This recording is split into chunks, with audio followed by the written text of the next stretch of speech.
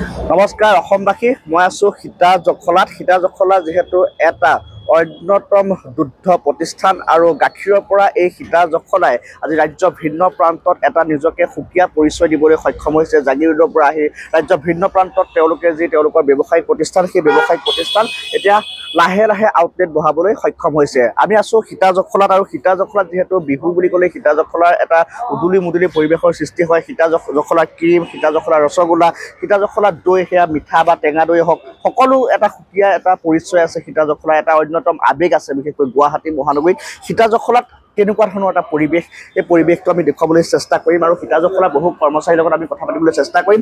সম্পূৰ্ণৰূপে থলুৱা যুৱক যুৱতীসকলক তেওঁলোকে ইয়াত এপইণ্টমেণ্ট কৰি ৰাখে আৰু খুব সুন্দৰভাৱে তেওঁলোকে পৰিচালনা কৰে।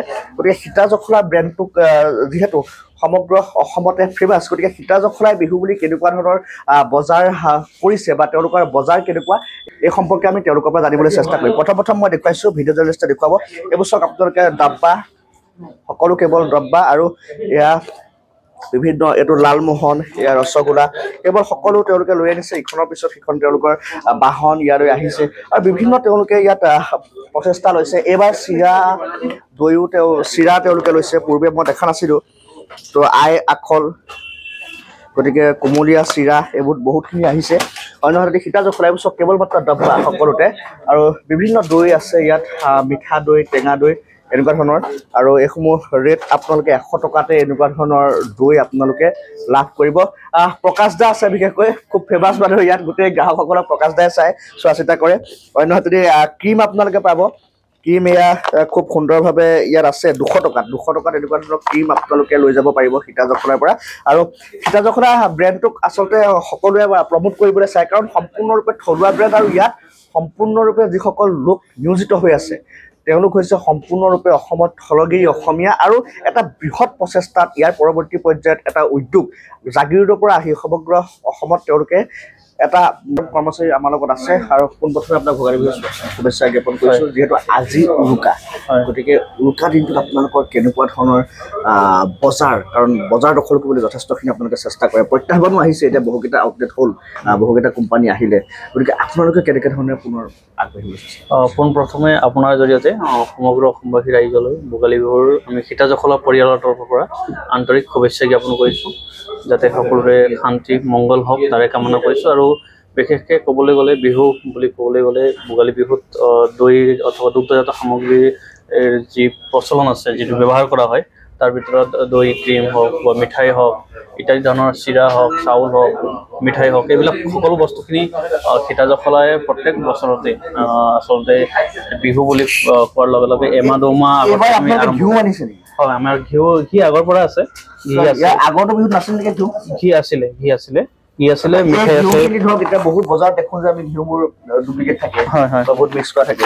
এইটো আপোনালোকৰ 400 টকা ন? হয়, আমাৰ 400 টকা, পোৱা 400 টকা, এক পোৱা আছে। হয়, কেনেকুৱা ধৰণৰ মানে ঘি? খুব ধুনীয়া ঘি, বহুত ডিমাণ্ড আছে।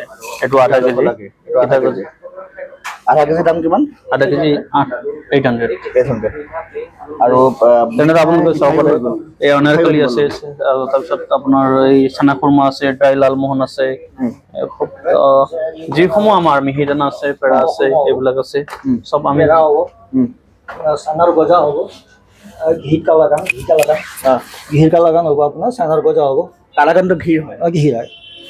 আচ্ছা, আৰু তাৰপিছত চানাৰ গজা হ'ব স্পেচিয়েল, তাৰপিছত মাৱা খুৰমা, তাৰপিছত পেৰা, আপোনাৰ স্নেক্স, তাৰপিছত মিঠাই আছে ৰেগুলাৰ যি হয়। সীতা জখলা ক্ৰীমটো যথেষ্ট, আৰু মিঠা দৈ খুব ভাল, ফেমাছ। বিহুত আমাৰ দৈ আৰু ক্ৰীমটো বেছিকৈ গোটেই অসমে জানে আৰু সীতা জখলা প্ৰডাক্ট কৰি হয়। আৰু ৰাজীৱ দাহঁতে বহুতখিনি কষ্ট কৰিছে। তো ৰাজীৱ দাহঁতৰ কষ্টখিনি কিছু সাৰ্থক হৈছে। ৰঞ্জিত দাহঁতৰ সাৰ্থক হৈছে, বহুত সাৰ্থক।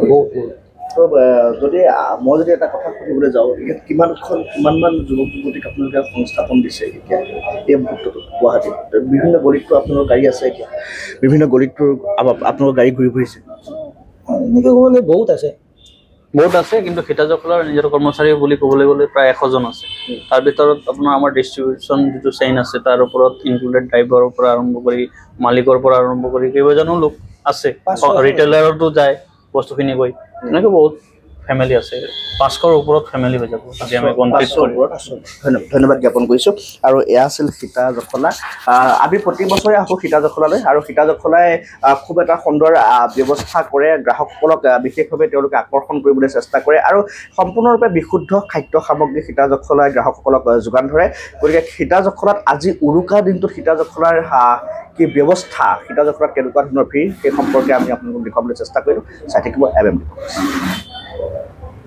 প্ৰতিযোগিতা অথবা পক্ষত দুষ্ট নহয় সদায় অসমীয়াৰ স্বাৰ্থত MMD ফোকাস অপ্ৰতিৰোধ